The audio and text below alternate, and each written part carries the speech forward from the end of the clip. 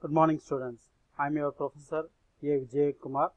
Actually, we are seeing series of video lectures in the subject software engineering. So, today we are going to see one important 10-mark question in Unit 5, that is integration testing. Come, let me get into the topic. What is the integration testing? Integration testing is defined as a type of testing where software modules are integrated logically and tested as a group. What is the integration testing? It's a type of testing where software modules are integrated logically and tested as a group. That is the meaning of integration testing. And a typical software project consists of multiple software modules but coded by different programmers. The purpose of this level of testing is to expose defects in the interaction between software modules when they are integrated. Actually, this integration testing focuses on checking data communication amongst these modules. This is also termed as INT, that is integration and testing, that is for INT. This is also called as string testing. Sometimes this is called as a thread testing. Now, come we will see the diagram of the integration testing. First, individual modules or units will be testing with the help of the unit testing. Then, all the individual units will be clubbed together. That is the integration. Clubbed as a one particular big module, and that will be testing. And finally, the clubbed all the modules integrated things is called as the system, and that system is going to be tested. And finally, we should after testing the system, we should get the acceptance from the user, the real user, whether the developed software is suitable or not. That is called acceptance testing. This is the diagram. Then, although each software module is unit tested, we already aware, defects still exist for various reasons, like a module in general is designed by an individual software developer whose understanding and programming logic may differ from other programmers. So one person is developing one software, so their point of view is developed. But if you see the other's point of view, it may differ from other programmers. So integration testing become necessary to verify the software modules that can be worked in Unity manner. Then, at the time of module development, there were wide chances of change in requirement by the clients. These new requirements may not be unit tested. Keep it in mind. These new requirements may not be unit tested, and hence system integration testing become necessary to do this integration testing. Then let me go to the example of the integration test. So here we can see the integration test case. So it can automatically focuses mainly on the interfaces and flow of data or information between each and every modules. And here period is given for the integrating links rather than the unit functions which are already tested. So what is the importance is given for the integrating links rather than the unit functions which are already tested, because all the units are already tested. So here in this test case has the three modules, namely login page, mailbox and delete mails. And here we do not concentrate much on the login page testing, as it is already been done in the unit testing, because each and every module is tested separately, that is unit testing. But check how it is linked to the mailbox page. Similarly, the mailbox, check it integrates to the delete mail module. So all the things we have to test in this module. So here we have to perform the two test cases. The first one is it will check the interface link between the login and mailbox module. What is the test case description? The user has to enter the login credentials and click on the login button. This is the test case. And what should be the expected result? To be directed to the mailbox. That is the expected result. Once the user login, then it will be directed to the mailbox.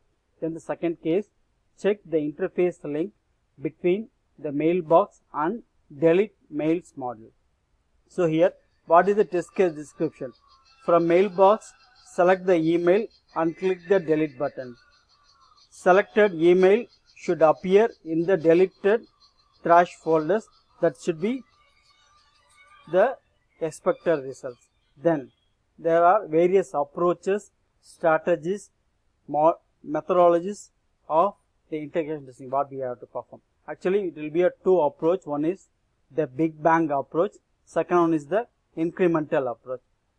So the incremental approach is further divided into the three things. What is that one? Top-down approach, bottom-up approach, and finally the sandwich approach. What is the sandwich approach? It is a combination of top-down and bottom-up approaches. Let me see the approaches detailing. In Big Bang approach, here all the components are integrated together at once and then this can be tested. What is the advantage? This is convenient for all small systems and its main disadvantages are the fault localization is difficult given a sheer number of interfaces that need to be tested in this approach. Some interfaces linked to be tested could be missed easily, and another disadvantage, since the integration testing can commence only after all the modules are designed, because after all the modules are designed only we can combine the thing and we can do as a test. The testing team will have less time for execution in the testing phase. That is the another disadvantage. And one more thing, that is, since all modules are tested at once, high risk critical modules are not isolated and tested on periodically. That is the main disadvantage. And peripheral module which deal with the user interfaces are also not isolated and tested on the periodically. Then the second approach, that is the incremental approach. In this approach, testing is done by joining two or more modules. But what is the Big Bang method? We can integrate all the modules as a single one and we can test. But here, joining two or more modules that are logically related, that thing only we have to join and we have to do the testing thing. So this incremental approach can be performed with the help of the two different methods. One is the bottom up, another one is the top down. What is the bottom up integration? In bottom up strategy, each module at lower levels is tested with higher modules until all modules are tested. You can see the diagram. So here, this diagram, we have module 1, module 2, module 3, module 4, module 5 and module 6. So this can be performed from the bottom to top. So first of all, the module 4 and module 5, all the things are individually we have performed the unit testing. This module 4 and module 5 will be automatically integrated and that can be called as the module 2. Then the module 6 will be unit test, then that will be integrated as a module 3. Then module 2, module 3 will be integrated and that can be become one single module. There is a module 1. So from the bottom to top, we are automatically performing all the things. And here see the advantages. Fault localization is easier here and no time is wasted during all the modules that can be performed, that for all the models to be developed, unlike the Big Bang approach. So in the Big Bang approach, we have to waste the time, but here no need to waste the time. And the disadvantage, critical modules at the top level of software architecture which control the flow of application are tested only at the last and may be prone to the defect. And yearly prototype is not possible. Yearly time designing is not possible in this approach. Then the next, that is the bottom up integration. Then the next one is top down integration. In top down approach, testing takes place from top to down following the control flow of the software system. Now see the diagram. In this top down method, so we have the same thing, the module 1, then that is divided into module 2 and module 3. Then module 2 is divided from module 4 and module 5. Then module 3 is further divided into module 6. So here we can perform first of all the module 1, then we are check the module 2 and module 3, then the module 2 will be integrated and it will be tested as a module 4 and module 5, then module 3 will be tested in the module 6. So here the approach is from the top to bottom, but previously from the bottom to top we are doing. Then the advantages, the fault localization is also easier here. The possibility to obtain an early prototype, but that is not possible in the bottom up approach. Critical modules are tested on priority. Major design flaws could be found and fixed first. So that is these are the advantages. Then the disadvantage, needs many steps, it needs many controls. And then the second disadvantage, modules at the lower level are tested inadequately. That is another thing. Then the combination of the bottom up and the top down approaches, that is called sandwich integration or hybrid integration. So what is the sandwich strategy? It's a combination of top down and bottom up approaches we are going to perform. So here see the diagram. The module 1 same diagram, module 1, module 2, module 3, module 4, module 5 and module 6. So here from module 1 to first level to second level we are performing from the top down approach. Then module 4, module 5, module 6 we are performing from the bottom to top. So we are performing top to down and the bottom up. So this is the sandwich approach. Then very important, how to do integration testing. Actually we have to prepare the integration test plan, design the test scenarios, cases and subscripts and the scripts, executing the test cases followed by reporting the defects. Then next step, tracking and retesting the defects. Then here the step 3 and step 4 are repeated until the completion of the integration is successful. So what is then? We have to prepare a test plan. Then we have to design test scenarios, test cases and test scripts. Then the third step, executing the test cases followed by reporting the defects. Then fourth step, tracking and retesting all the defects. Then these steps 3 and 4 can be repeatedly performed until the completion of the integration testing.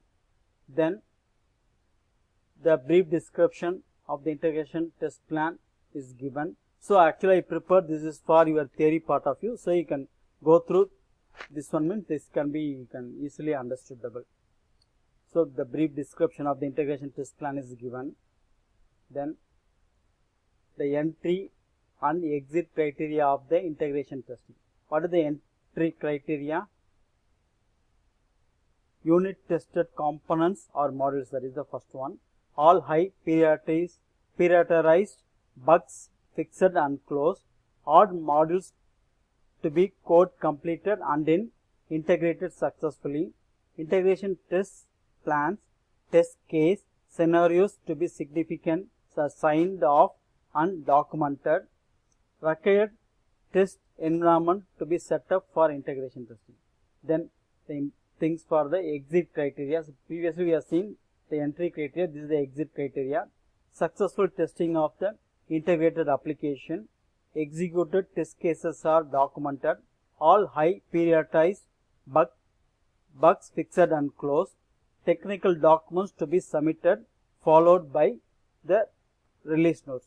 So this notes contains all the documents or all the information about the integration testing.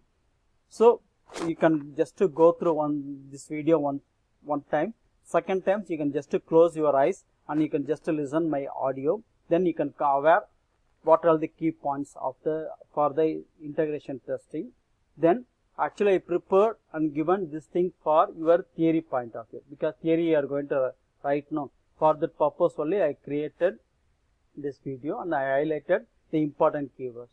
Okay students, all the best, do well, prepare well. Thank you.